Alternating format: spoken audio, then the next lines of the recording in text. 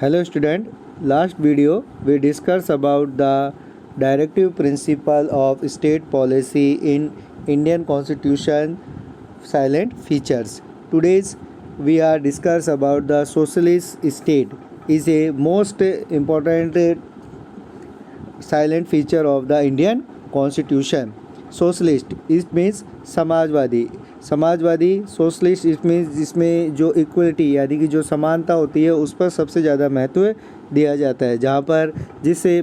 सरकार में सभी लोगों को जिस इस जो कंट्री है उसमें सभी लोगों को जहाँ पे इक्वल यानी कि समान माना जाता है उसे हम सोशलिस्ट स्टेट यानी कि एक समाजवादी जो राज्य के रूप में देखते हैं। All through the in constitution of India full reflected in the spirit of the democratic socialist right from the beginning, but it was only in 1976 the preamble was amended under 42 Constitutional Amendment Act to include the word socialist। हमने देखा है कि जो भारत है, भारतीय संविधान में पहले से ही हमें ये बताया गया है कि भारत एक समाजवादी राज्य है। भारत में लोकतंत्र और समाजवाद और जो राइट्स होते हैं यानी कि जो अधिकार होते हैं वो पहले से ही विद्यमान थे, परंतु 1976 में जो 42वां संविधान संशोधन हुआ, जो 42वें संविधान संशोधन के अंतर्गत जो भारत की जो प्रियम्बल यानी कि जो भारत के संविधान की प्रस्तावना है उसमें सोशलिस्ट यानी समाजवादी शब्द को जोड़ा गया। समाजवादी जो शब्द है उसके अंतर्गत The term socialist was not used the preamble on the original constitution of India। जो भारत का जो संविधान जो ओरिजिनल जो संविधान बना था यानी कि जो 1950 में जो संविधान बन के तैयार हुआ था उस की जो प्रियम्बल उसकी प्रस्तावना में सोशलिस्ट शब्द का प्रयोग नहीं किया गया था। It show the our constitution is communicated by secure social economic and political justice from entire people by ending all the form of explanations and by securing equitable distribution of income, resources and wealth. This is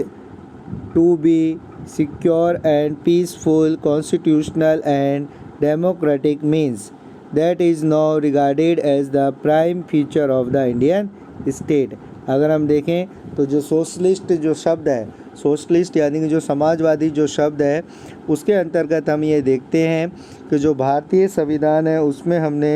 social यानी कि जो सामाजिक, economic, आर्थिक और जो political यानी राजनीतिक, justice यानी न्याय की जो बात की है, यानी कि भारतीय संविधान में जो सामाजिक, आर्थिक और जो सोशलिस्ट यानी जो पॉलिटिकल यानी कि जो राजनीतिक न्याय की जो व्यवस्था की गई है उसके अंतर्गत जो सोशलिस्ट जो समाजवाद है वो एंड करता है यानी कि वो समाप्त करता है हर प्रकार के भेदभाव को। एक्सप्लेनेशंस मतलब भेदभाव, यानी कि भारत में किसी भी आधार पर सामाजिक, आर्थिक और राजनीतिक न्याय में किसी भी आधार पर कोई भेदभाव नहीं किया जाता है। और ये बताता है कि भारत में सभी को जो इक्विटेबल डिस्ट्रीब्यूशन ऑफ इनकम, जो हमारी जो आय है, आय का एक समान वितरण भारत में रखा गया है। आय, रिसोर्सेज एंड वेल्थ यानी कि जो हमारी जो पूंजी है और जो संसाधन है और जो इनकम है वो इक्वली डिस्ट्रीब्यूट यानी कि जो एक समान रूप से वितरित की जाती है। और ये भी पता है, ये भी किया गया, ये भी व्यवस्था की गई है कि जो हमारा जो प्राइम फीचर्स यानी कि भारत के जो संविधान का सबसे महत्वपूर्ण जो फीचर्स है, जो अंग है, उसमें हमने बताया गया है कि लोग यहाँ पर पीसफुल यानी कि शांतिपूर्ण रूप से कॉन्स्टिट्यूशनल, संवैधानिक और डेमोक्रेटिक मीन्स लोकतांत्रिक रूप से यहाँ पर लोग आपस में मिलजुल कर रहते हैं। तो जो हमारी संविधान की जो साइलेंट फीचर है सोशलिस्ट, उसे हमने 42वें संविधान संशोधन में भारत की जो प्रियम्बल यानी कि जो प्रस्तावना है उसमें इसे जोड़ा गया था। उसके बाद में हमने देखा कि भारत में जो सामाजिक, आर्थिक और राजनीतिक आधार पर जो न्याय है उसमें सभी तरीके के भेदभाव को इसमें समाप्त कर दिया गया है। साथ ही साथ जो आय है, संसाधन है और जो पूंजी है उस पर समान रूप से उसे वितरित किया गया है और भारत के लोग शांतिपूर्ण, संवैधानिक और लोकतांत्रिक तरीके से अपना जीवन व्यक्त कर रहे हैं। तो भारत का